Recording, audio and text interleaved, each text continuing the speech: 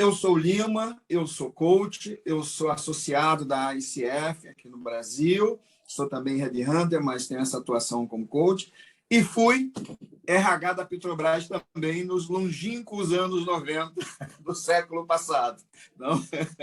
Então, hoje vamos ter alguém aqui à mesa que está sentado à cadeira que eu sentei há quase 30 anos atrás, há 20 anos atrás, né? Também conversando e dizendo o que é que está sendo feito nesse sentido. Então, eu queria agradecer a todos vocês, mas aqui um agradecimento especial aos nossos associados, aos líderes regionais da ICF, aos comitês, ao conselho deliberativo da própria instituição, os patrocinadores, a Wang já chamou a atenção da importância deles para o nosso evento, e principalmente aos palestrantes, né, que se dispuseram a partilhar conosco essa experiência que eles têm, esse conhecimento que eles acumularam ao longo das suas carreiras, ao longo da sua história dentro do setor público. Então, nós vamos conduzir da seguinte maneira, para ficar muito claro para todos. As perguntas são todas bem-vindas, mas a sugestão é que as perguntas sejam feitas via chat, né? E que serão respondidas, provavelmente não todas, vai depender de quantas sejam, algumas dessas no final, né? De modo que, durante a primeira etapa, eu farei as perguntas, algumas perguntas, mas reservarei tempo para quem também tiver interesse em perguntar. Na verdade, as perguntas podem ser feitas pelo chat já de imediato, à medida que for avançando, mas as respostas ocorrerão ao final. Nós estamos gravando esse evento com autorização dos painelistas, né? E quero dizer também ao público que, olha, está sendo gravado. Se não quiser aparecer, eu desligo a câmera e tal, mas o evento será gravado e será colocado no canal YouTube da ICF, para outras pessoas também partilharem, que não puderam estar aqui nesse momento, nesse horário, para poder ter acesso a essas informações, a esse conhecimento que está sendo trazido. Então, dou boa-vinda a todos vocês e vamos iniciar, então, o nosso papo. Eu vou iniciar com a Ana. Ela disse que, desde que da escola primária, que ela é a primeira, porque é com A, então não tem mais frio na barriga, Ana. Então, me dá a satisfação de apresentar um mini currículo da Ana.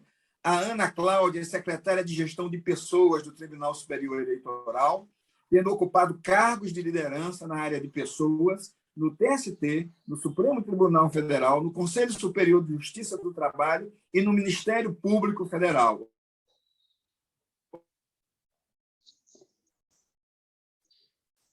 Muita experiência em várias importantes que certamente vai estar sendo trazido e partilhado conosco. É diretora da BRH do Distrito Federal, mentora do Brasil Lab e professora convidada do IBMEC, da Escola Nacional de Magistratura, da Escola Superior do Ministério Público e da ENAP.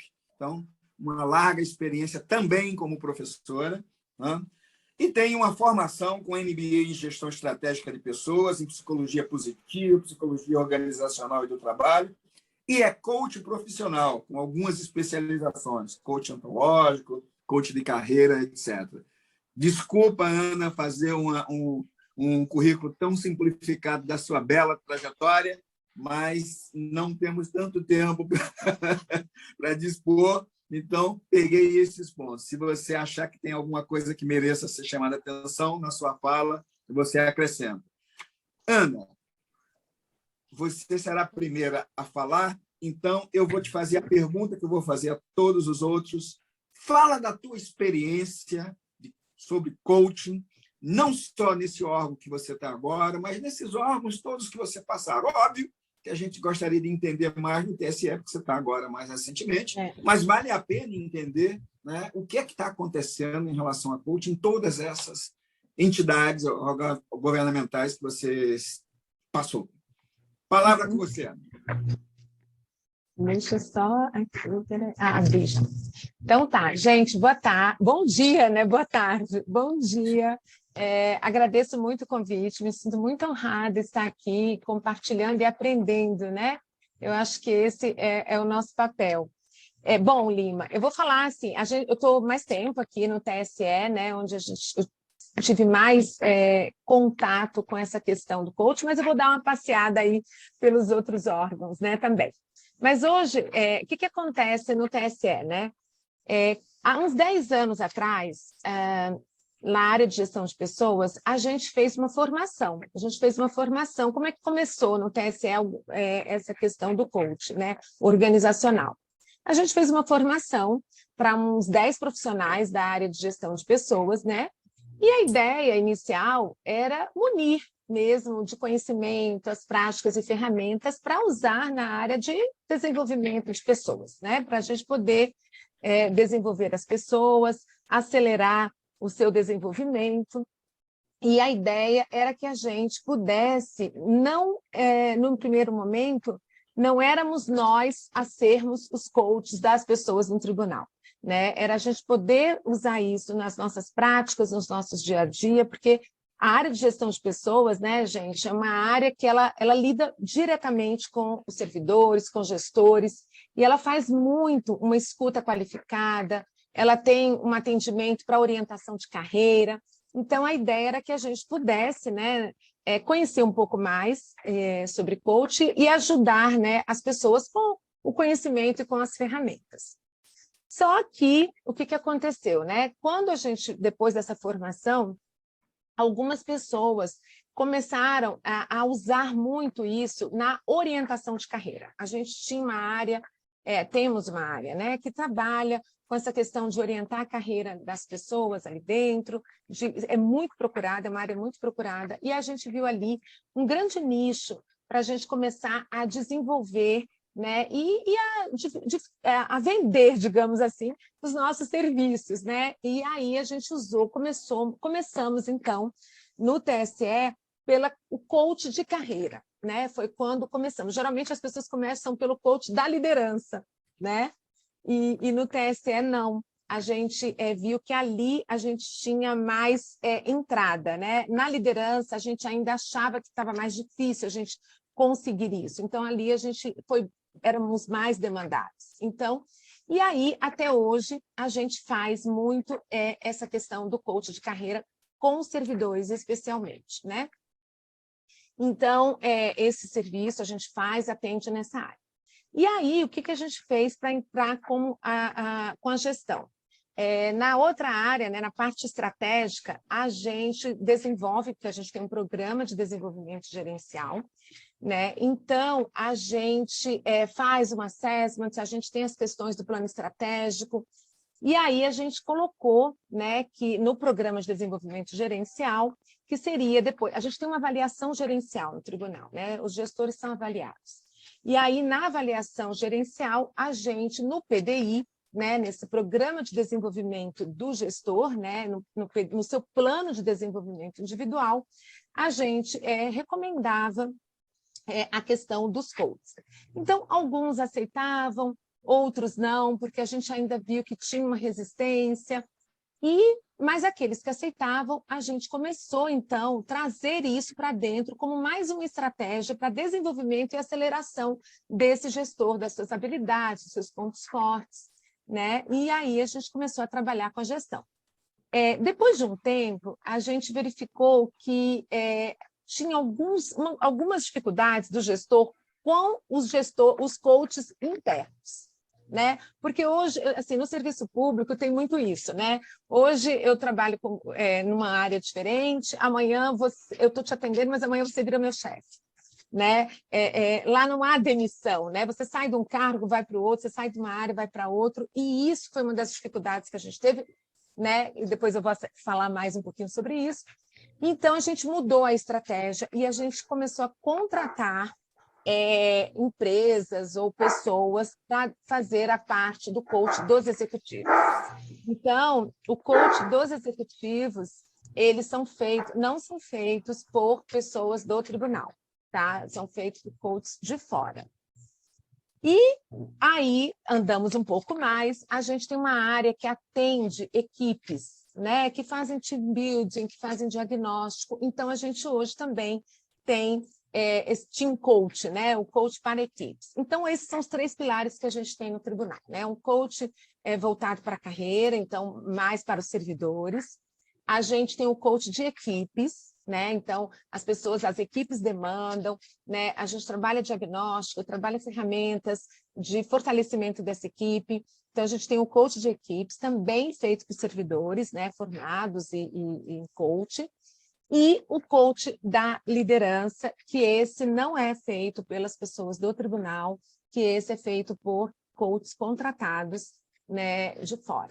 Então, fora, claro, que a gente nos treinamentos, a gente tem treinamentos de líder coach, treinamentos que tenha ferramentas de coach, mas isso não é para atendimento, né? Nos treinamentos, a gente faz treinamento de autoliderança, de líder coach, de avaliação de perfis comportamentais, né? Que passa por essas técnicas, que passa por ferramentas, que passa pelos conselhos. Mas os nossos 3 pilares concentrados no coach de carreira, no team coach e no de liderança, de executivos. Esse é o cenário atual.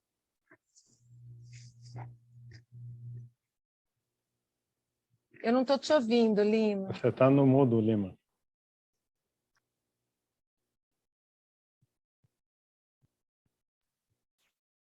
Você está no mute, Lima? Oi, está me ouvindo agora? Sim. Opa, desculpem. Agradeço os seus comentários iniciais, Ana. Certamente nós vamos voltar a eles, vamos com perguntas, que te dará a oportunidade de aprofundar alguns pontos e algumas questões. Isso. Tá? Mas vamos permitir... Eu quis minimizar só para dar o estado da arte, foi depois ótimo. A gente aprofundar.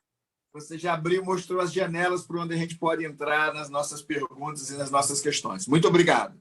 Tá? Rodrigo, bom dia. Bem-vindo. Né? O Rodrigo é administrador, graduado pela Universidade Federal do Rio de Janeiro, mestre em administração pela PUC-Rio, com extensão no MIT Sloan School, né? E na Stanford School of Business, experiência também em cursos internacionais. Entre 2011 e 2019, assumiu diversos papéis como executivo de finanças do BNDES e, desde 2019, é head de pessoas da instituição. Rodrigo, o BNDES é uma grande instituição, conhecida de todos no Brasil. O que é que você nos conta sobre a questão do coaching no BNDES, por favor? Bom dia a todos.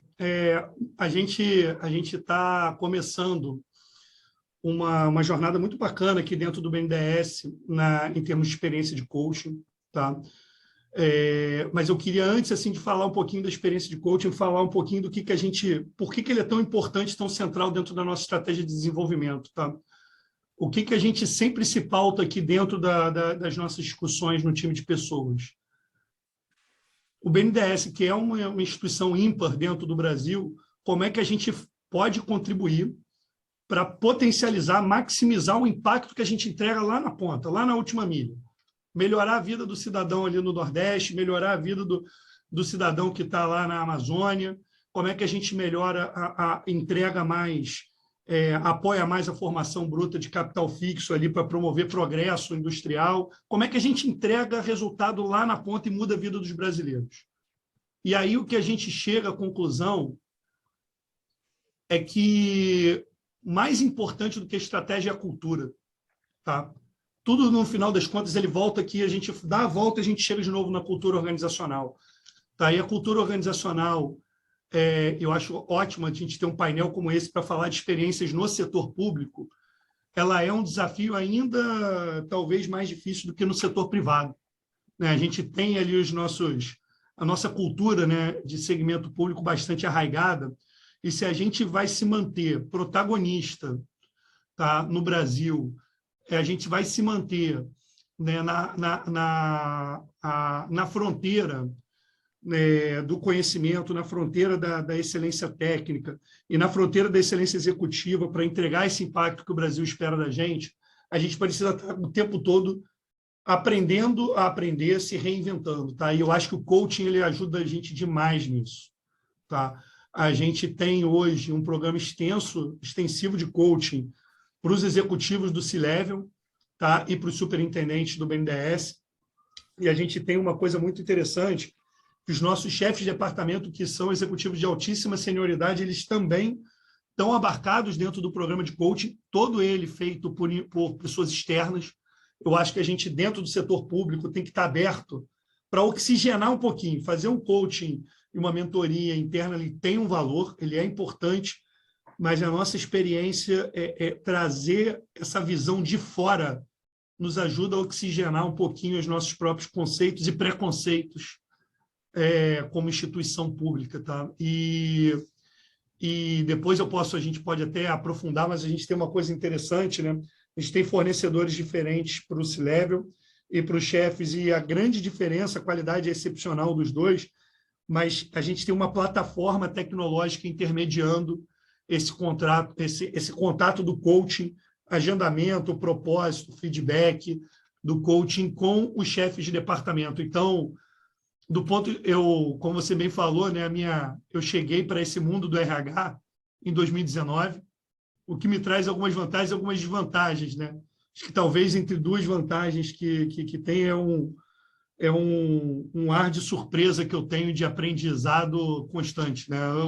Eu não tenho aquela pretensão de ter as respostas para tudo, para todos os desafios de RH, muito pelo contrário, eu aprendo com vocês, né, os profissionais mais experimentados a cada dia. E um segundo ponto, como eu vim de finanças, a gente gosta de número, né? Então, a gente gosta dessa visão do analytics, né, do data-driven HR, está no nosso sangue aqui dentro do nosso time de pessoas, e essa plataforma intermediando essa relação, agendamento, avaliações, ela traz ali uma quantidade de analytics ali sensacional para a gente.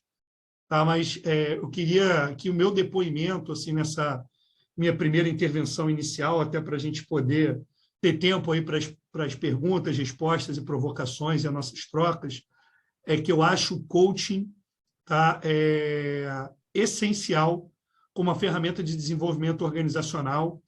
Ele é essencial para o aprimoramento e evolução da nossa cultura. A gente tem aqui um projeto corporativo de evolução cultural dentro do BNDES, e a cultura, eu não digo nem que ele é um pilar da nossa estratégia de entrega de resultados para a sociedade brasileira. Ela não é um pilar central, ela é a estratégia. A cultura é a estratégia. Aí o coaching ele tem um papel importantíssimo nisso. Eu acho que a minha intervenção aqui inicial fica por aqui. Você está no mudo de novo, né? Toda vez que eu saio aqui, eu estou no mudo. Muito boa. Agradeço muito essas suas palavras iniciais, muito interessantes também, a exemplo do que foi feito pela Ana, né? E agora vamos passar para o Juliano Loureiro, que é graduado em administração, mestre em gestão empresarial pela FGV, possui MBA executivo em finanças pelo IBMEC, especializado em gestão de negócios pela Fundação do Cabral, com aperfeiçoamento em recursos humanos e liderança em algumas instituições americanas. Assumiu em 2021 a posição de Head de Recursos Humanos da Petrobras, né? Então, depois de 17 anos de experiência como profissional de RH, ocupando várias funções de liderança, né, principalmente focando a questão do capital humano, ele alçou a posição, então, de Head de RH da Petrobras. Ele senta hoje na cadeira que eu sentei nos anos 90, né? Só de brincadeira, né? Entre outras coisas, corrigindo os erros que eu cometi. É uma honra, é uma satisfação tê-lo conosco, né? Por favor, se quiser complementar alguma coisa da tua carreira, também fique à vontade, mas o mais importante é ouvir como é que você e a Petrobras estão vendo a questão do coaching hoje. Bem-vindo. Maravilha, Lima. A honra é toda minha estar aqui contigo, né? Meu antecessor aí nessa posição, diante de tantos desafios, e tem uma distinção assim da minha carreira em relação ao do Rodrigo, né, que estava comentando agora, que ela é inteiramente em RH, né? E nesses 17 anos na Petrobras, eu vi muitas vezes a tentativa da organização, né, de explorar outras alternativas de desenvolvimento humano, desenvolvimento de liderança, que não o formal. É curioso porque o traço predominante na Petrobras, na sua cultura, talvez pela sua formação e sua estrutura, é uma educação formal, é a educação sala de aula, é aquela educação dentro de 70-20-10, é o 10. Né? Então, sempre a liderança desenvolvida em sala de aula, desenvolvida de uma maneira mais direta. E as metodologias alternativas de desenvolvimento, né, como coaching, mentoring, todas elas que trabalham a gestão do conhecimento e aprendizagem em mão dupla, organizacional, foram surgindo de maneira mais recente na nossa cultura, né? E eu me conecto muito com a fala do Rodrigo em dizer que o pano de fundo para que hoje a gente tenha uma prática de coaching mais estruturada e mais disseminada é o tema da cultura organizacional. Então, foi, de fato, uma escolha que a Petrobras fez há cerca de 2, 3 anos, de dar uma certa puxada de freio de mão nas suas iniciativas de desenvolvimento de sua liderança, diagnosticar a cultura organizacional instalada versus a cultura organizacional desejada, né, a chamada cultura-alvo, né, construímos arquétipos almejados, verificamos os comportamentos predominantes, que são nossos pontos fortes, e aqueles que a gente precisa alavancar. E ali nós fizemos um entendimento de que nós precisaríamos priorizar ações com os nossos líderes, com a nossa liderança, né? Então, fizemos uma escolha de maneira intencional, aplicar o coach à alta liderança da companhia, né? Mas, antes disso, a gente ainda quis fazer uma peneira, né? Entender, olha, entendendo o potencial dessa ferramenta, a quem vou direcioná-lo, né? Então, foi aí que a gente resolveu fazer um assessment amplo com toda a liderança da Petrobras, com cerca de dos nossos 4.300 gestores, cruzando o fit do instalado versus o desejado, e isso nos orientou a muita coisa, né? Nos orientou a construir um pipeline de sucessão na Petrobras. Então, hoje a Petrobras ela tem para as suas 274 posições-chave, que são as posições dos 3 primeiros níveis, dos diretores executivos, executivos gerentes gerais. Para essas 274, nós hoje conhecemos os nossos 590 sucessores, né? E conhecemos os seus gaps. Sabemos que a gente tem uma prontidão instalada ali que beira os 80%. Conhecendo a prontidão instalada, conhecendo os sucessores, a gente buscou parcerias, então a gente não faz isso internamente, para conseguir canalizar e ofertar essa oportunidade de alavanca de coaching justamente para esses potenciais sucessores que detêm algum tipo de skill ali a ser incrementado para aumentar o nível de prontidão. Onde a gente quer chegar? Numa alta prontidão para uma rotatividade com menos impactos para a organização. Então, hoje é o que a gente tem em place, é isso. Então, a gente tem hoje 45% dos nossos líderes desse público-alvo já atendidos por ferramentas de coaching, né, do nosso C-Level, e a gente entra agora numa parceria para descer para o 3º nível, numa oferta de produto de coaching também para liderança. Em síntese, essa é a nossa trajetória, a nossa jornada e onde nós estamos, e a gente vai explorando aí ao longo do bate-papo. Excelente, muito obrigado. Muito bem sintetizado de forma clara do que é que vocês estão fazendo. Agradeço, Juliana. Bem, agora chamo o Paulo Ricardo Godoy, que é mestre em administração pela Universidade de Brasília e auditor federal de Finanças e Controle do Tesouro Nacional. Atualmente ocupa o cargo de diretor de gestão de pessoas da Presidência da República. Desde 96, atua na área de gestão corporativa, especialmente em temas de gestão de pessoas. Após 2014, voltou sua atenção a questões do comportamento humano, coaching, mentoria, psicologia positiva e demais assuntos envolvendo bem-estar no trabalho. Paulo, é uma satisfação, é uma honra tê-lo aqui conosco. Por favor, partilha com a gente um pouco da tua experiência, para que a gente possa encerrar esse primeiro ciclo de perguntas. Okay, bom dia, Lima, bom dia a todos. Queria parabenizar a ICF por trazer o setor público para essa discussão. A minha experiência é vendo a administração pública federal direta, né, com os servidores públicos. Comecei essa atuação dentro do Tesouro Nacional, e vou falar um pouco sobre a experiência que a gente teve lá. Temos até colegas aqui do Tesouro que também têm formação em coaching. Atualmente estou na presidência, porque, como a Ana Cláudia falou, as coisas rodam bastante na administração, então a gente hoje está aqui, depois consegue contribuir em outro lugar.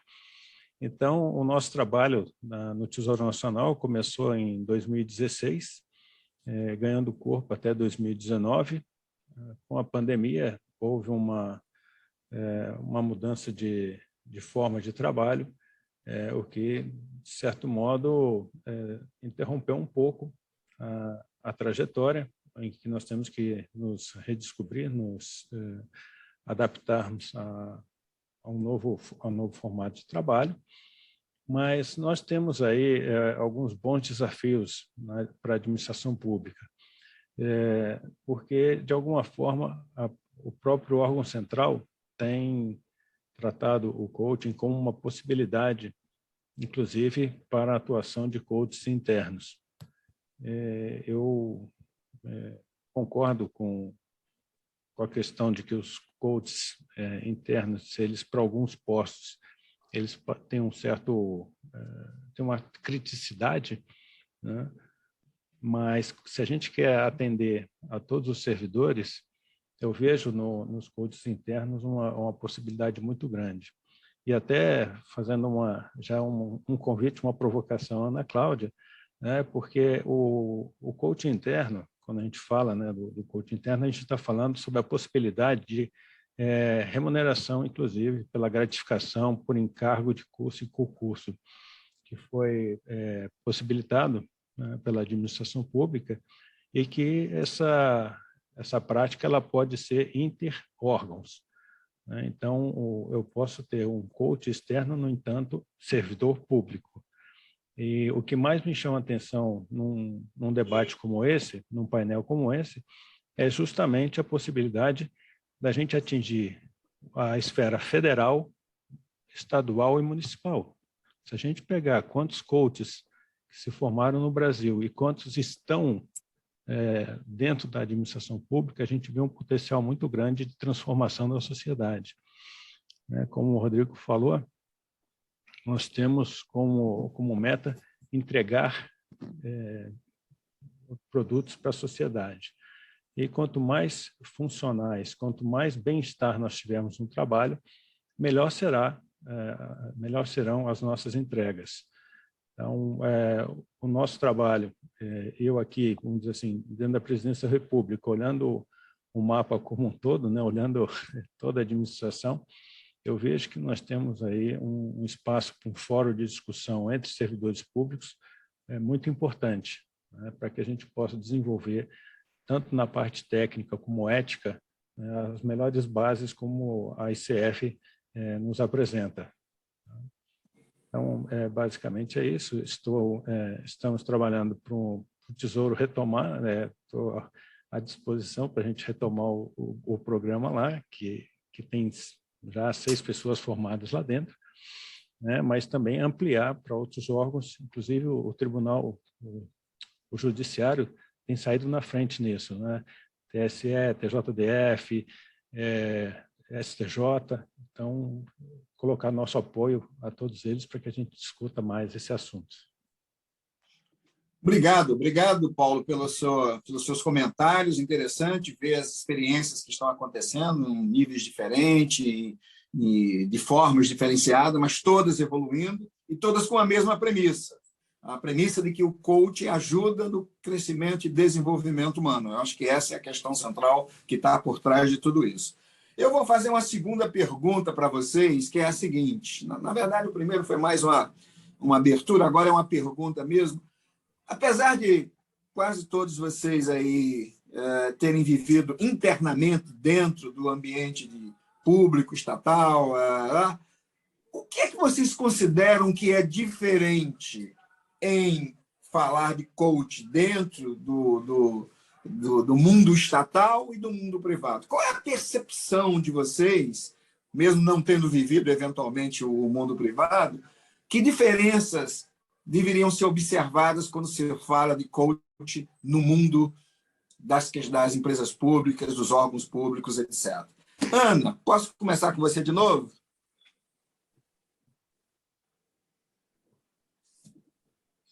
Pronto. Pode. Bom, eu não realmente eu vivi na minha experiência privada, não tinha nem coach ainda, foi na Souza Cruz, logo no início da minha carreira, uns 30 anos atrás, então não vivi essa experiência na Souza Cruz, né? Mas o que na minha experiência do serviço público, eu acho, e eu penso que também diferencia um pouco mais nas empresas privadas, é porque essa questão, assim, eu acho que essa questão do coleguismo ali, sabe? Estou falando dos coaches internos, né? Assim, Então, essa questão da pessoa ser meu colega, daqui a pouco essa mudança, a gente muda de uma área, vai para outra, é aquela pessoa que eu era chefe, agora é minha chefe. As relações, essas relações pessoais muito estreitas e que você encontra as pessoas ali nesse andar hierárquico para lá e para cá, eu acho que isso dificulta um pouco essa questão. Pelo menos na minha experiência, foi o que dificultou bastante a gente aplicar esse coach, assim, pelo menos nos executivos, né? Então, e eu acho que tem aquela história, né? Que santo de casa não faz milagre, então eu acho que eles ainda tinham alguma resistência a essa questão. Então, isso para mim, eu acho que talvez seja diferente nas empresas privadas. Então, eles vinham assim, é meu colega, é meu amigo, é meu par, né? Eu vou aqui, daqui a pouco encontro de novo. Então, as pessoas ficavam mais com algumas resistências. Então, na minha experiência, essa era a maior dificuldade que a gente tinha, né? Essa diferença na empresa pública, né? E aí, assim, uma descrença, né, da eficácia, né? Uma descrença mesmo da eficácia.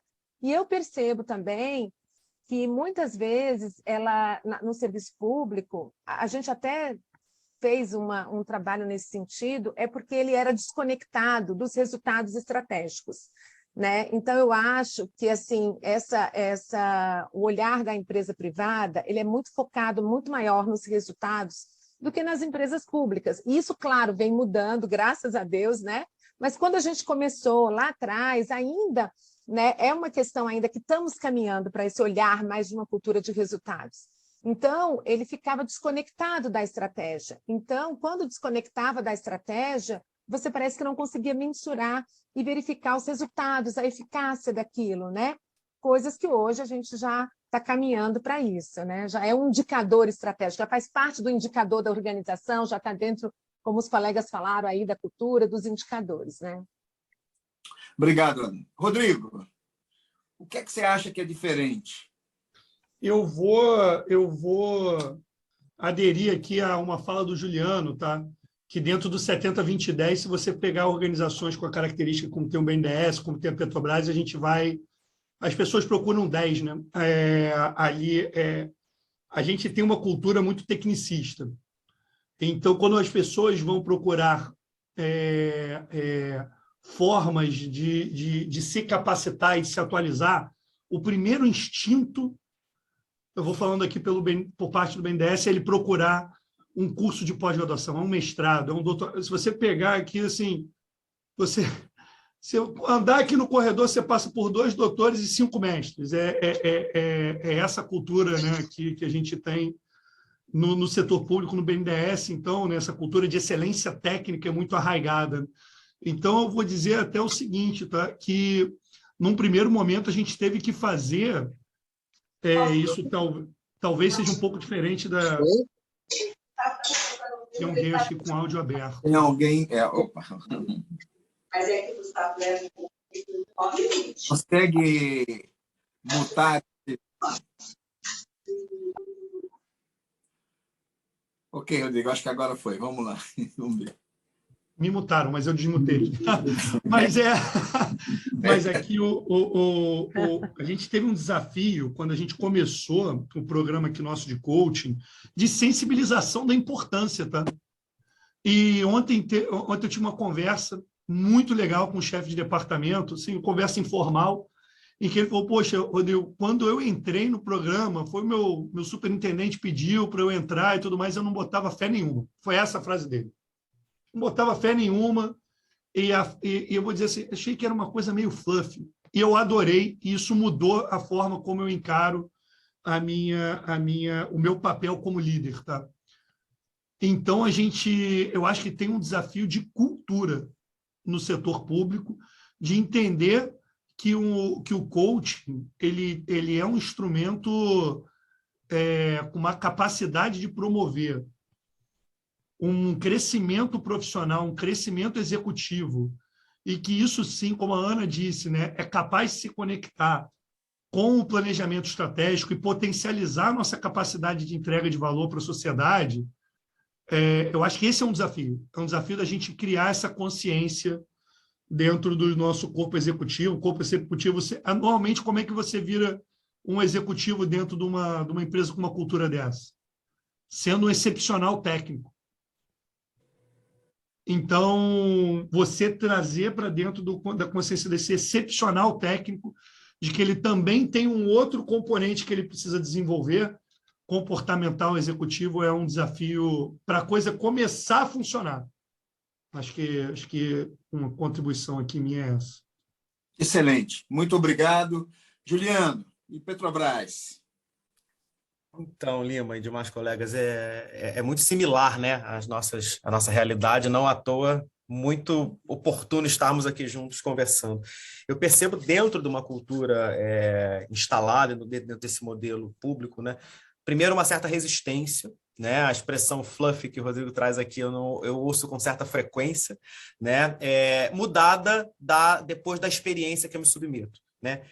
Uma cultura onde tem muito mais instalada a prática até naturalizada do mentoring e uma grande dificuldade de distinguir uma coisa da outra, né? O petroleiro ele se orgulha muito de formar novos técnicos no seu lugar e ele usa a mentoria para isso, a mentoria técnica. Ele prepara o seu sucessor, ele prepara quem vai ficar no lugar dele.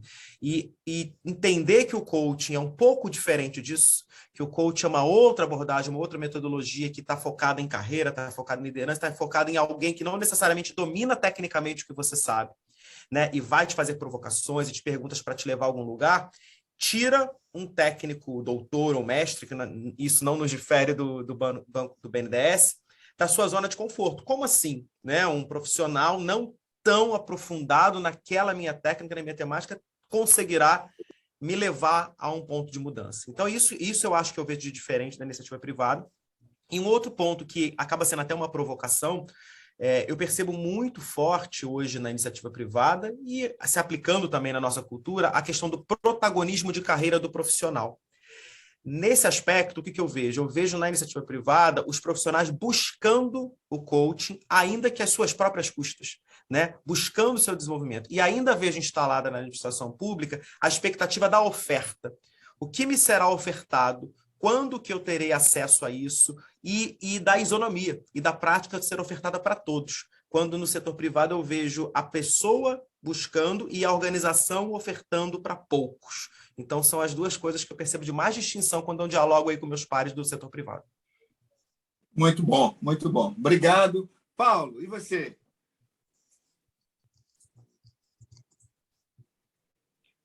Eu vou começar até destacando a diferença daqui do nosso meio para as empresas, vamos dizer assim, né? A própria questão do serviço público, das pessoas ficarem aqui mais tempo, a questão da estabilidade, ela traz algumas diferenças em relação ao uso do coaching para desenvolvimento.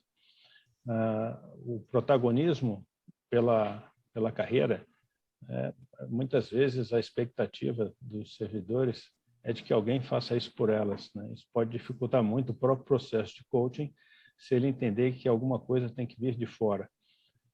Então, quando a própria organização oferece o coaching como possibilidade de desenvolvimento pessoal, né, a gente tem que mostrar muito a questão do protagonismo sendo do servidor e não algo que é oferecido pela organização. Além disso, nós temos, dentro dessa responsabilização pelo processo, né, que deve ficar bem centrada no coaching, nós temos que também aproveitar para ver as possibilidades que estão pela frente. A pandemia jogou muita gente dentro de casa, né, e agora, com o final da situação de emergência internacional, nós temos o programa de gestão, que é uma possibilidade das pessoas exercerem o teletrabalho, o home office, só que isso tem mostrado a grande falta de um diálogo entre líderes e liderados. Talvez uma das grandes contribuições dessa infeliz pandemia foi mostrar o quanto a questão gerencial tem que ser trabalhada pelas nossas lideranças, né? Você, de fato, sentar na frente dos seus liderados que em breve poderão ser os nossos chefes, né, Ana Cláudia? É muito importante. Ou seja, para mim, trabalhar o coaching na questão da comunicação eficaz, na atenção plena, isso tudo é fundamental que as pessoas aprendam, porque nós não somos treinados para sermos gestores e sermos líderes. Nós temos que ser bons técnicos e entregadores de resultado, o que faz uma diferença muito grande, porque nós temos que ser também gestores de pessoas, né? O cara que só entrega resultado, ele é gestor de resultados. E esquece que, às vezes, pode estar matando a equipe. Eu acho que o coaching é fundamental para esse preparo da liderança. Quando eu falei para vocês da gratificação por encargo de curso e concurso, como uma forma de reconhecer e remunerar essa atividade, ela é muito centrada dentro da mentoria e da orientação para a liderança. Então, eu acho que a orientação para a liderança é fundamental em todos os níveis, né? Então, a pessoa não pode se tornar, de repente, líder. Ela tem que, desde que entra na carreira, ela tem que ter a perspectiva de um dia deixar de gerenciar a si mesma, começar a gerenciar processos, gerenciar pessoas. Então, acho que esse pipeline, né, que já foi mencionado aqui, ele é fundamental. E o coaching, como um guia para esse pipeline, para mim, é a grande saída.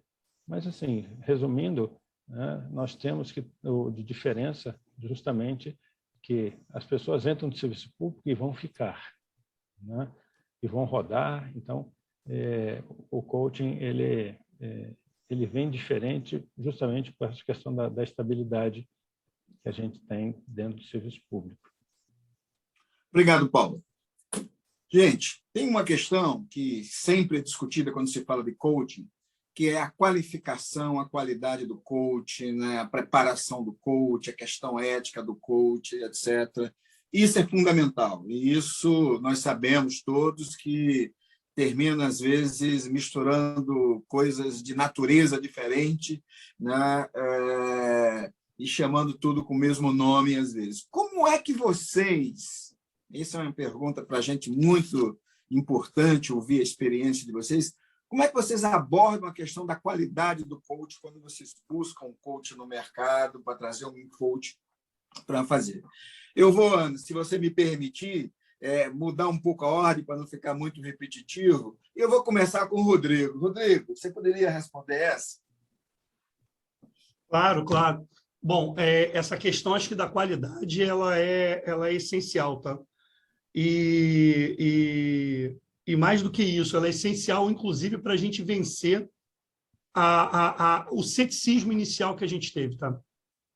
A verdade é essa, né? Assim, quando a gente começou, né, com esse caráter muito técnico, né, desses executivos, a gente fala, olha, vamos fazer um programa de coaching, dar um voto de confiança. A qualidade dos profissionais que a gente contratou fez toda a diferença. Eu vou dar um depoimento meu pessoal, tá? Eu tô fazendo, né, um coaching, tá? Dentro desses contratos, né, que o banco firmou. Eu sou literalmente apaixonado pela minha coaching. Ela é uma das fundadoras, inclusive, da ICF. E sem brincadeira, eu já tinha altas expectativas. E essa minha experiência pessoal me permite, de uma forma muito autêntica, dar um depoimento para os meus colegas do quanto que isso faz a diferença dentro de uma carreira executiva de alta performance. Tá? Realmente tem sido uma experiência transformadora do ponto de vista profissional e pessoal. Tá? A gente, muitas vezes, quando a gente é executivo, a gente entra dentro daquela gaiolinha, né, do hamster, que a gente não para, né, de correr, resolver problema, entregar, e muitas vezes a gente está disponível, né, para os outros, e quando a gente percebe, falta muito tempo para a gente olhar para nós mesmos, né? Para nós mesmos. O coaching sempre foi, para mim, a minha experiência, ela tem sido um momento da gente... Parece que você está respirando no bosque, né? Assim, respirando um ar novo e se reencontrando e se desafiando.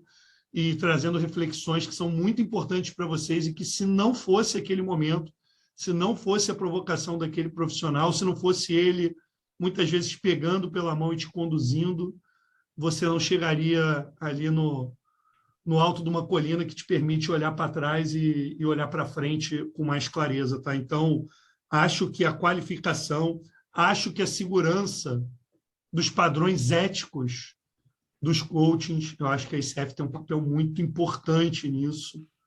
Tá? É uma relação de extrema confiança que você tem que ter com aquele profissional, extrema confiança. Sem isso, acho que a coisa está mal fadada ao fracasso. Então, acho que é muito importante essa qualidade, esse rigor ético, essas qualidades são muito importantes da gente encontrar, garantir que a gente vai encontrar nos coaches com quem a gente trabalha. Então. Excelente, Rodrigo. Obrigado. Ainda mudando a ordem aqui, Juliano, vou pular para você. Bom, sem dúvida, assim, quem vive também o coach, né? Porque eu também sou objeto dele, percebe o quanto que ele muda assim, drasticamente a nossa carreira.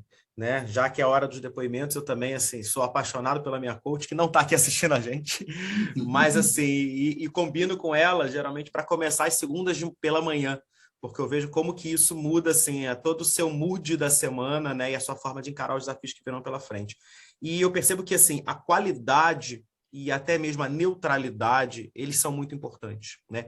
E talvez esse seja um desafio aí para você aplicar a metodologia de coaches internos. A Petrobras chegou durante algum momento a aplicar o coach interno, super bem qualificados, e o nosso desafio era conseguir montar ali as duplas, né? Primando pela neutralidade, para criar uma relação de confiança, uma relação de exposição, uma relação onde você atinja a sua vulnerabilidade, né? Que é onde você consegue, de fato, partir para a mudança. Né?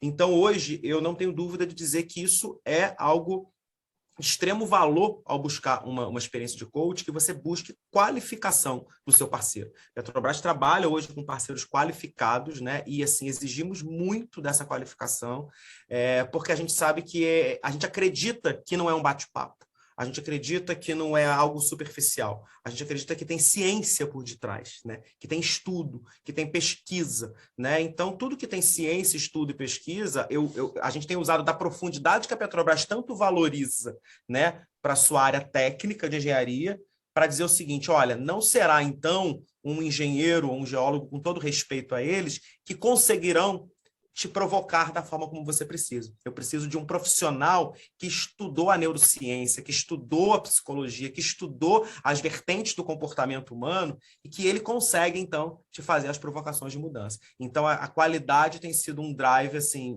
muito forte nas nossas escolhas e na manutenção dos nossos parceiros. Excelente. Muito obrigado. Ana, você agora. Bom, não vou fugir muito do que os colegas estão falando, né? Mas sim, porque até para que como a gente contrata para executivo, é como o Rodrigo falou, né? A gente, para vender para um executivo, as credenciais iniciais, né, de formação são importantes, ainda são importantes para ter uma qualificação de uma credibilidade, né? Então, buscar pessoas, né, que formaram instituições idôneas, né, que apresentem os resultados entregues, né, que resultados foram entregues nas suas experiências passadas, né, que mudanças, que impactos causaram em instituições ou em pessoas que já foram contratadas por essas pessoas. Então, eu acho que trazer os resultados é uma questão muito importante. Não só a formação em termos de conhecimento, mas também que os coaches tragam os resultados que eles já fizeram, que impactos, né, que alinhamentos estratégicos, o que ajudou naquela organização a performar ou naquele executivo a performar. Enfim, eu acho que trazer esses resultados, eles tornam muito mais tangíveis a atuação, né, do comportamento, porque coach, psicologia, ela está sempre no âmbito do intangível, né, do comportamento humano, e quando a gente traz isso para uma realidade mais factível, mais tangível, eu acho que fica muito mais aceitável para a organização, né? Porque, como o Rodrigo fala, parece que, não, essa coisa aí, né? parece que é de abraçar a árvore, né? As pessoas que não conhecem, né? E criam uma certa resistência. E quando a gente mostra resultados, isso faz a linguagem do executivo, né? Então, qual é a linguagem do executivo? Eu acho que você saber, o coach saber qual é a linguagem que o executivo entende, né? E trazer isso dentro do seu portfólio, isso faz toda a diferença, né? E entender também, estudar outros assuntos, como foi falado, né? Não é só a formação de coach, né? Mas que outros assuntos, que outros conhecimentos você agrega na sua formação, que não é só o coach, mas, né, outros conhecimentos que fazem, que interagindo com o seu conhecimento de coach, transforma você, né, em muito mais conhecedor e especialista. E eu acho também que uma coisa interessante é a curiosidade que você tem pelaquela cultura que você vai trabalhar, sabe? Então, eu vejo, às vezes, eu já vi muitos coaches vão ali e tratam daquele indivíduo sem estar ele está dentro de um ecossistema, né? Aquele executivo ele faz parte de um ecossistema. Então, você não pode tratar ele como se ele fosse fora daquele ecossistema. Você precisa entender a cultura que ele está inserido. Você precisa entender em que panorama ele está inserido dentro da organização. Então, você ter curiosidade pela organização onde você vai trabalhar, para que cultura aquela pessoa que você está atendendo ela está inserida, né?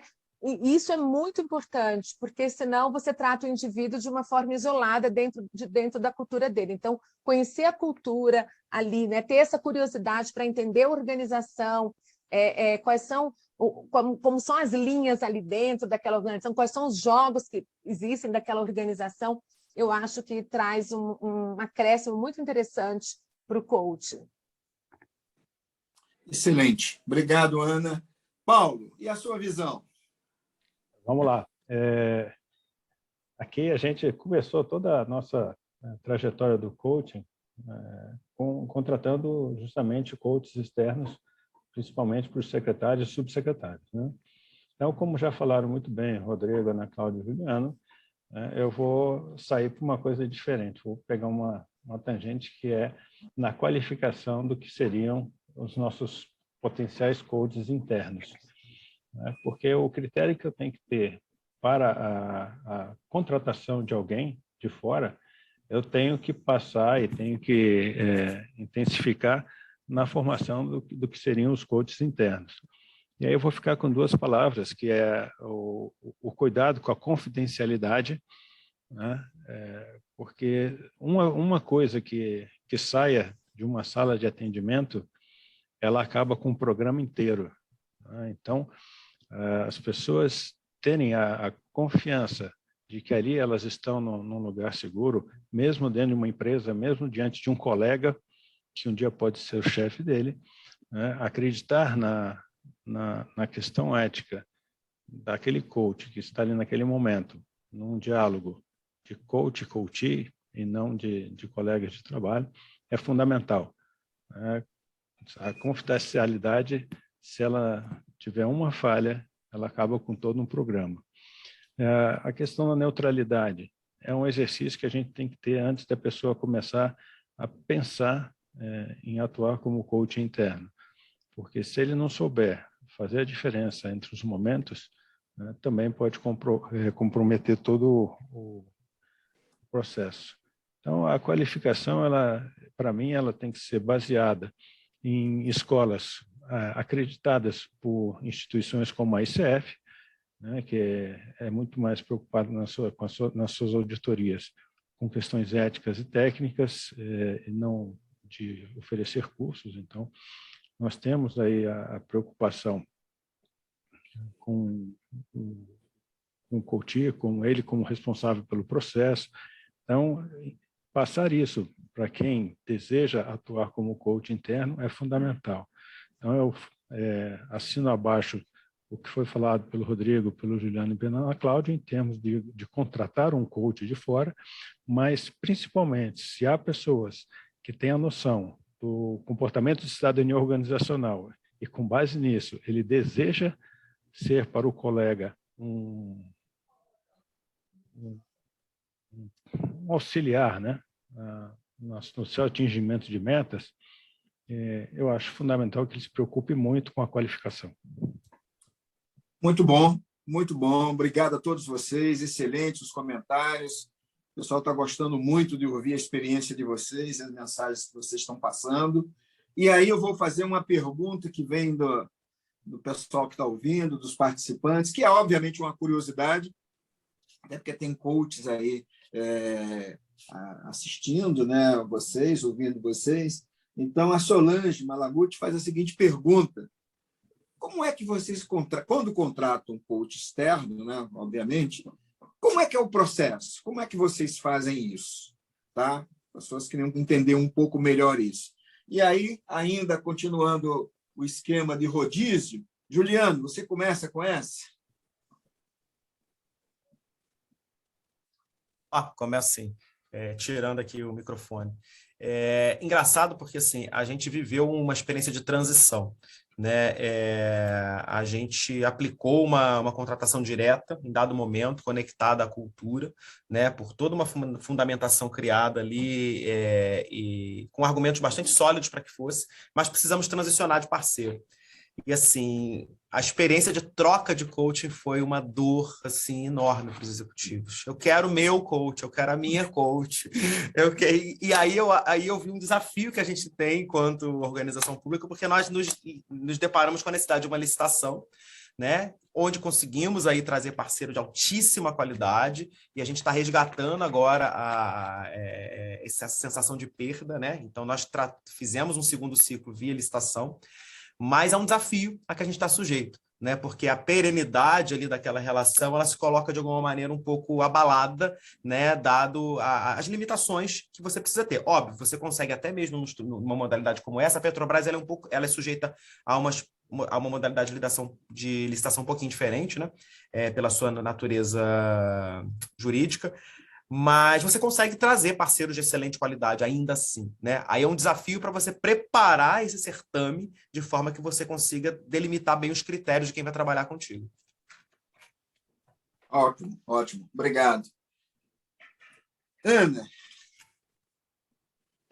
A gente, na contratação que a gente fez, né, para os executivos, a gente pesquisa, né, a gente pesquisa as instituições, a gente pesquisa toda se acreditada no ICF. Então, a gente tem um rol assim, de coisas que a gente acha que tem que estar ali, né? Tem que ter, né? Qual é o mínimo que a gente acha que tem que ter? E aí a gente faz uma pesquisa no mercado em relação a isso, pede propostas, né? E as pessoas mandam as propostas. E aí, o que acontece? Nessa última contratação que a gente fez, a gente contratou por licitação, mas não fazendo o processo licitatório, a gente fez por inedigibilidade, né? Então, a gente fez toda uma justificativa e a gente conseguiu sair aí por essa tangente e a gente contratou assim. Mas sempre na administração, né? A gente cai sempre nessas questões da licitação. Então, isso faz parte do nosso processo. Ótimo. Rodrigo? Assim, é mais ou menos ali como a Ana e o Juliano já colocaram, não vou me estender muito não, mas eu acho que é importante a gente estar sujeito, né, como setor público, a uma forma de contratação mais regulada, inclusive pelo ponto de vista legal. Aqui, quando a gente vai falar aqui, BNDES principal, é a Lei 13.303, né, que é a Lei das Estatais de 2016, que, no caso aqui nosso, BNDES estatal, suplanta a famosa 8666 de 93, né? Mas, assim, de toda forma, você tem ali um processo bastante regulamentado e regrado. E o mais importante, acho que como a Ana muito bem colocou, é a gente fazer essa pesquisa de mercado e garantir quais são os requisitos mínimos de qualidade dos quais a gente não vai abrir mão. Acho que esse é o principal. Tá? Então, feito isso, né, tendo essa baliza de qualidade, de ética garantida, né, aí a gente sujeita isso a um certame público, né, em respeito aí aos princípios da publicidade, isonomia, igualdade de chances, etc. Acho que é um pouco por aí. Obrigado. Muito bom. Paulo? A inexigibilidade numa licitação ela se dá justamente pela singularidade do objeto, né? Do mesmo jeito que as capacitações né, as ações de desenvolvimento. Uma pessoa, ela é por si só singular. Então, a contratação de coaches, ela tende a ir pela inexigibilidade, né? O que a gente tem que caprichar é justamente na questão dos critérios e requisitos. E um desafio que eu vejo para a ICF é justamente a gente conseguir que ela tenha um reconhecimento como instituição que credencia pessoas e profissionais assim, bem qualificados para que possa até mesmo ser colocado como um requisito mínimo.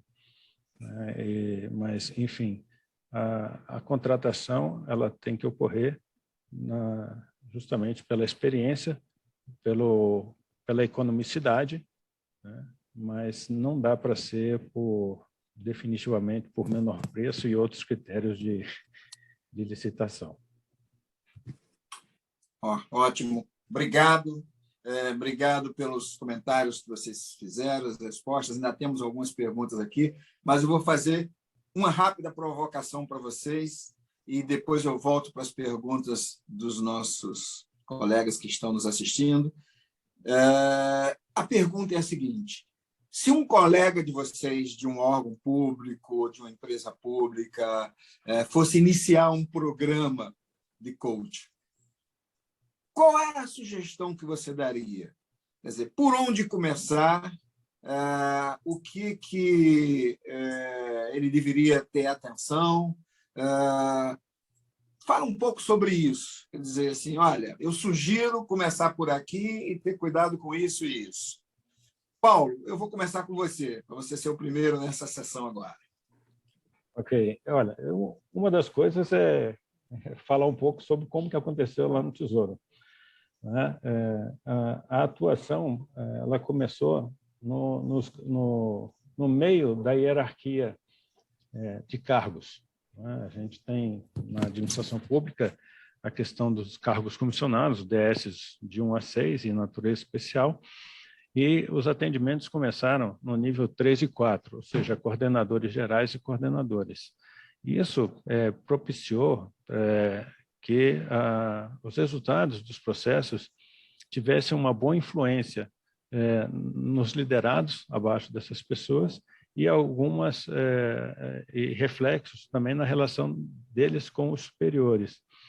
Então, eu acho que um pouco justamente não vou falar em sucesso, mas no encaminhamento do processo do programa dentro do Tesouro, foi justamente por onde a gente começou. Né? Então, eu tiro como uma sugestão começar a olhar para as lideranças, para as médias lideranças, porque os reflexos para a organização serão bastante interessantes. Né? Trabalhando muito a melhoria do diálogo, das soft skills, a gente consegue fazer com que o coaching fique sensível, né, os produtos, os benefícios do coaching fiquem sensíveis a todos os níveis da organização. Obrigado. Rodrigo, o que você recomendaria para colega que está começando? Obviamente que, pela experiência que você tem aí de BNDES, você teria algumas dicas para ele. Quais seriam essas?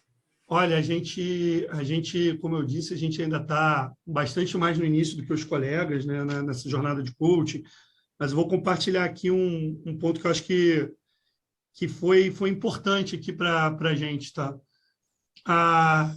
Dentro da contratação que a gente fez, né, no início do processo, de todo o processo de coaching, a gente rodava um instrumento de avaliação de QI emocional, tá? Pro coach. E eu acho que isso foi bem importante, tá? Eu recebi vários retornos dizendo que um pouco a primeira quebra de desconfiança, por assim dizer, né? E que levou as pessoas a se abrirem para a experimentação de um formato diferente de desenvolvimento do que elas estavam acostumadas, que é o processo de coach, foi quando elas receberam esse resultado e elas se viram se enxergaram dentro daquele resultado, daquele instrumento. Tá? E ali fica muito claro quais são as dimensões, aonde são as fortalezas daquela pessoa e aquelas dimensões que podem ser melhor desenvolvidas com apoio, com a condução, com o guia do coaching. Tá? Eu acho que isso foi uma coisa importante, principalmente assim, para o nosso viés tecnicista cartesiano, você ter um diagnóstico ali de partida, acho que foi importante. Excelente, excelente. Ana? Olha, se eu tivesse um colega do serviço público que me perguntasse se ele quisesse, né, começar a fazer um programa dentro do órgão dele, eu ia perguntar para que ele quer um programa de coach, né? Acho que a primeira coisa é entender para que você quer isso, né? E quais resultados você espera. Eu acho que é muito importante a gente começar desse para quê, sabe? Às vezes a gente vai na onda, porque o outro órgão está fazendo, porque o outro órgão está... Né? Cada órgão é uma cultura, então entender, né, para que aquilo ali é importante para a sua cultura, para o seu órgão, né? Quais resultados você espera, isso vai te dar uma clareza para você até contratar o coach, né? Contratar o coach na especialidade que você entende que vai ajudar nesses teus resultados. Então, eu acho que a primeira coisa, o primeiro dever de casa é entender isso, né? Para que você quer, quais os resultados. E o segundo é que ele seja um coach, que ele faça um coach, que ele passe pela experiência de ser um coach, né? Para entender isso, assimilar isso, estando, né, num processo empático do outro, ali também passando por uma experiência. Eu acho que são as coisas que eu acho que começar aí, né, a pensar sobre isso. Muito obrigado. E você, Juliano? Bom, a Ana foi perfeita ao falar no para quê, né? Eu acredito que o coaching, pelo coach, de fato trará ganhos, mas serão marginais. Agora, se eu sei para quê, qual problema eu tenho, o que eu tenho aqui, aí eu olho meu pipeline de liderança, eu olho a questão de carreira, qual questão eu preciso resolver? Aonde eu quero chegar? E aí sim, você conseguir conectar a iniciativa de coach com isso. E uma sugestão que eu daria, na linha de uma boa prática, é associar a prática do coach a ferramentas que você permita o autoconhecimento do coach. Porque o autoconhecimento é o ponto de partida para você ter um bom trabalho de coach, né? Então, se você conseguir associar isso, né, instrumentalizar com o grupo de coach que você vai trazer, a aplicação de assessments, ferramentas que permitam ao coach entender que, de fato, ele tem uma situação atual e uma situação alvo, ajuda muito no entendimento e da valorização dessa ferramenta, né? Você gasta menos tempo ali tentando convencê-lo de que aquilo é necessário para ele. Excelente, excelente. Muito obrigado pelos comentários de todos vocês. Eu tenho mais uma pergunta aqui, vindo do grupo. Oi? Só fazer um complemento, além de assinar abaixo tudo que a Ana Cláudia falou, eu gostaria de falar de uma questão que é também a propensão do coach em fazer o processo, porque aqui nós tivemos que escapar da armadilha de indicarem pessoas para o processo, né? E isso prejudica bastante a condução. Então, além de toda essa questão que foi muito bem colocada, é deixar bem claro também para o coach qual é o benefício, ou seja, esse programa vem para quê? Qual é o propósito do programa? É justamente isso que pode ajudar ou não o processo. Excelente, bem lembrado, Paulo. Lima, complementando aqui só uma coisa, perfeito isso que o Paulo colocou agora, e a gente percebe que quando você tem aquele coach mais engajado, que já está um pouco mais convencido, ele começa, ele curte, gosta do processo, ele vira o embaixador daquilo, é a melhor coisa que tem. Sim. Ele vira o embaixador do processo de coaching, e aquelas pessoas que são mais céticos, aqueles late followers, eles vêm junto. Tá? Então, é bem importante isso que o Godoy falou, a meu ver. E fechando o ciclo de vocês dois, eu acho que isso ajuda nós, como heads de RH, a sermos provocativos a fazer com que os grandes tomadores de decisão, os opinion makers, os formadores de opinião, sejam objeto de uma primeira iniciativa de coaching. Porque se os nossos formadores de opinião e tomadores de decisão são o primeiro alvo, a gente acelera... né? Exatamente, a gente acelera drasticamente o êxito das ações dentro da organização. E não tentar convencê-los no bottom-up. Sim, sim. E aí, como diz Bandurra, né, você aprende, é uma aprendizagem vicária, né? Quando você vê no outro o efeito, né, que está acontecendo no outro, você começa a querer ter aquele resultado também. E isso você vai, né, porque a gente chama aí de aprendizagem vicária, né?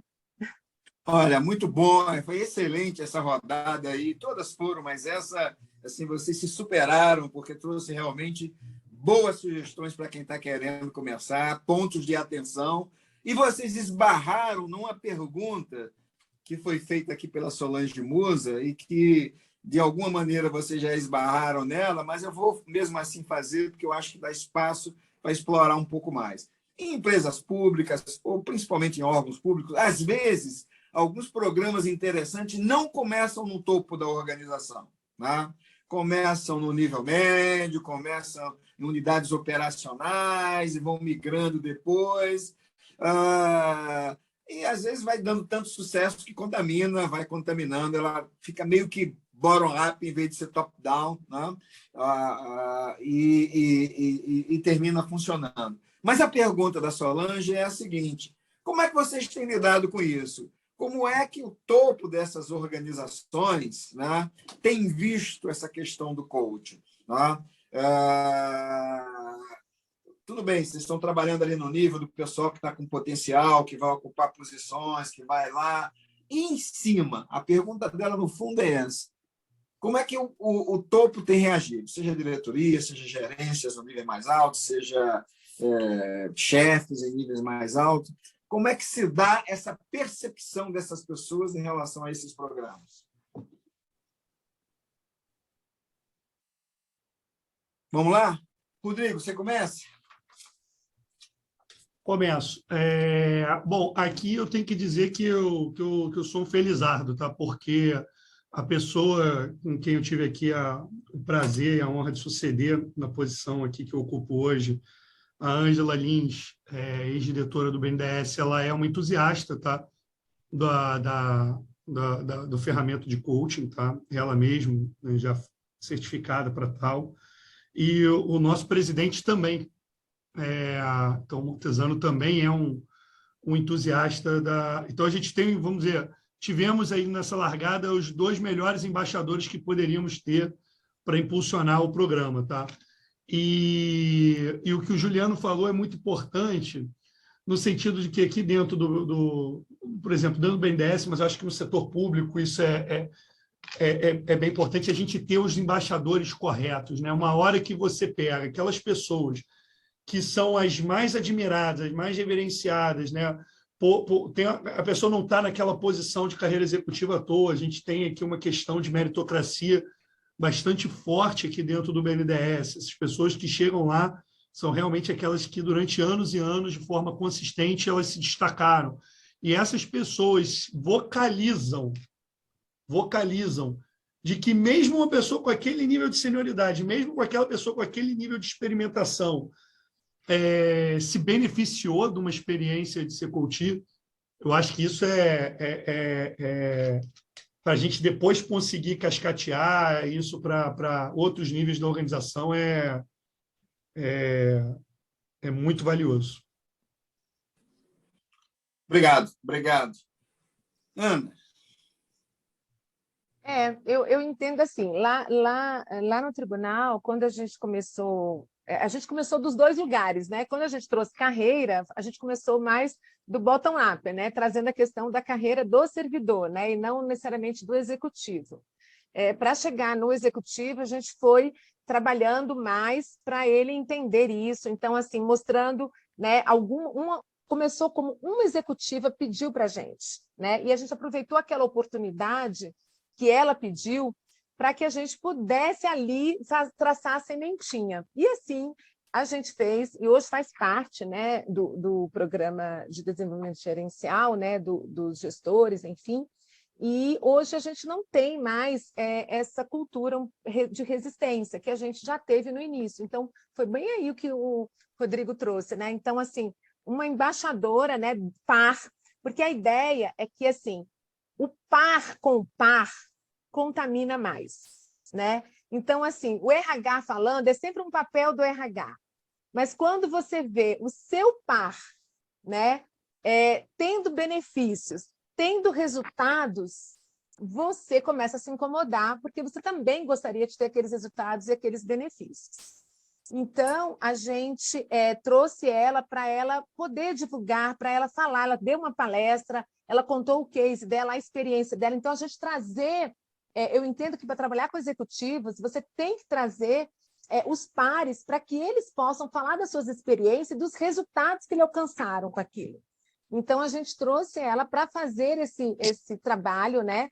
E foram todo mundo, então eu vou experimentar, eu acho que a gente precisa, né? E aí a coisa foi acontecendo, né? E, claro, sempre voltado, né, para uma questão de resultados, da estratégia, aquilo que eu falo, a linguagem do executivo é resultados, né? Seja resultados no seu nível pessoal, seja resultados de melhorar a sua gestão do tempo, o seu tempo, a sua qualidade de vida, seja resultados institucionais, mas eles trabalham muito com foco no resultado, e essa linguagem que você tem que trazer para eles. Obrigado. Paulo.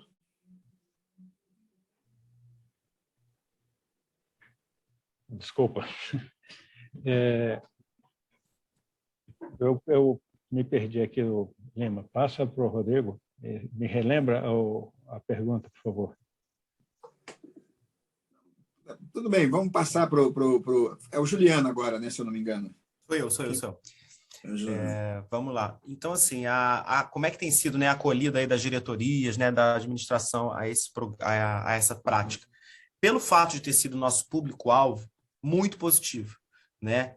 Mas tem uma dica interessante aqui também, e fala um pouco com a experiência que a Ana e o Rodrigo trazem.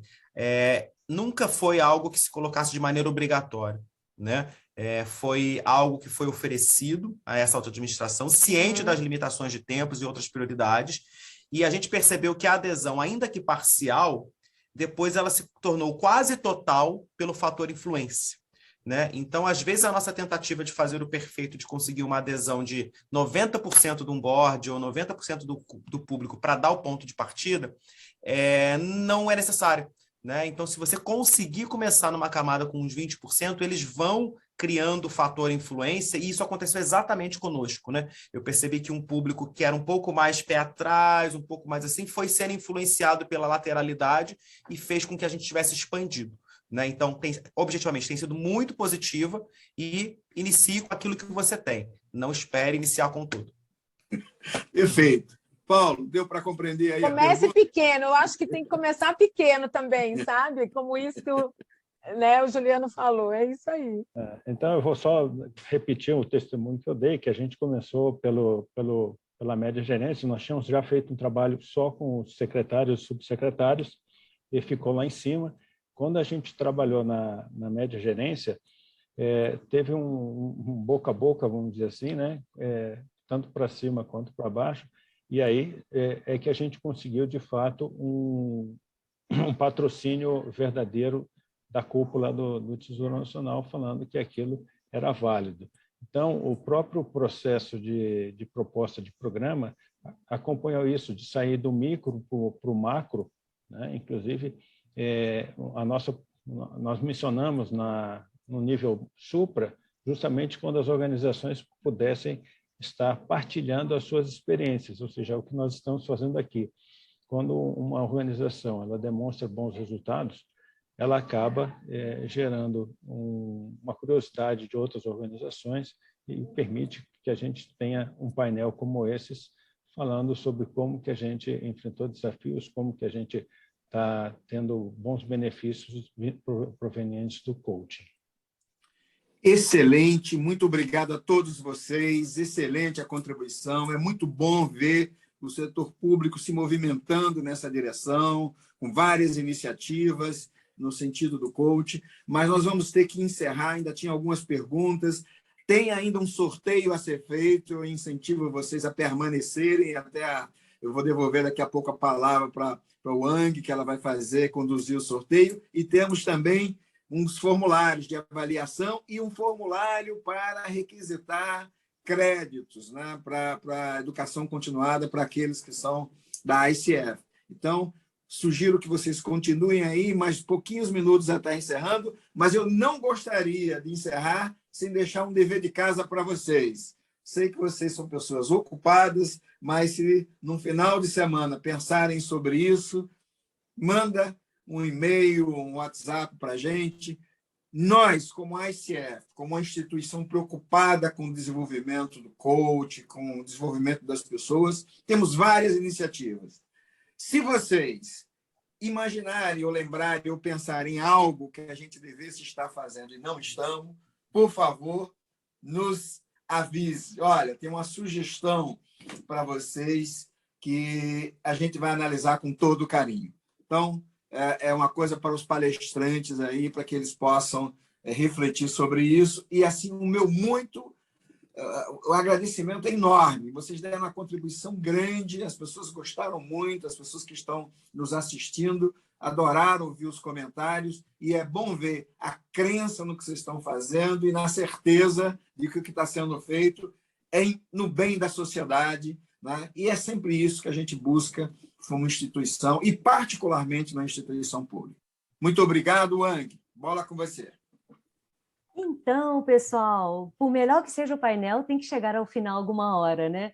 Agradeço demais aos nossos painelistas. Eu convido, inclusive, que deem uma olhadinha no chat, tem muitos elogios para todos vocês, né? E apreciaram especialmente o momento do depoimento.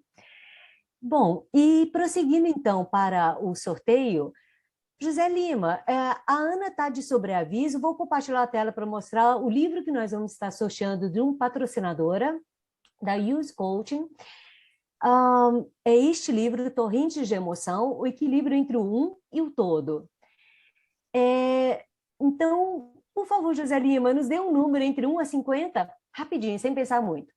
35.